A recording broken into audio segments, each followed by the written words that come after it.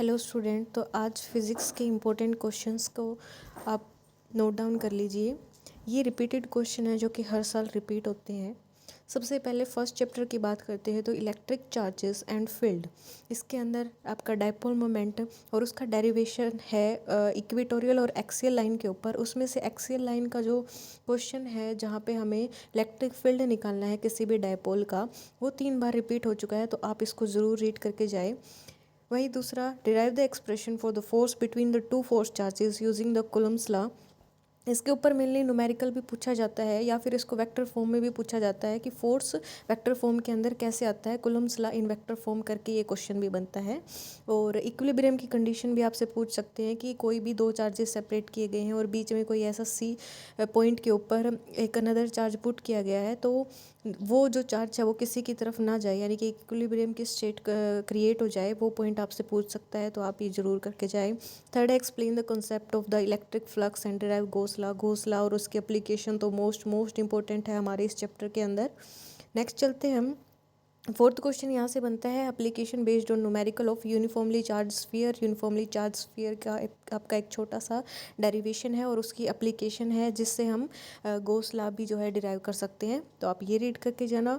Fifth question है, draw and explain the behaviour of the electric field line for the positive and negative charge.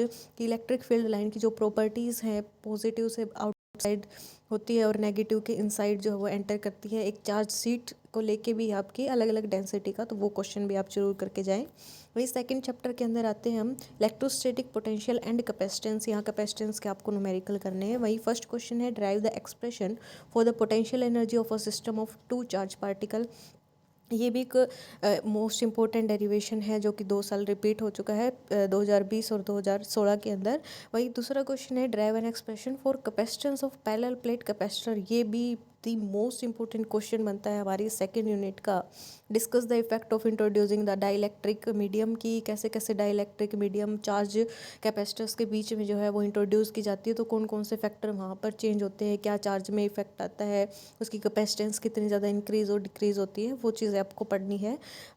SL. Arora की अगर आप book देखोगे तो उसके अंदर एक टेबल के अंदर ये सारी चीज़ें दी गई है, तो वहाँ से आप रीड आउट कर सकते हैं।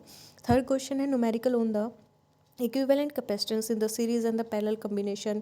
ये पहले ही आपको बता दिया कि कैपेसिटेंस सीरीज और पैरेलल के क्वेश्चन या न्यूमेरिकल जरूर बनते हैं, या तो ऑप्शन टाइप में पूछे जाते हैं या 2 मार्क्स में आपसे पूछे जा सकते हैं ये।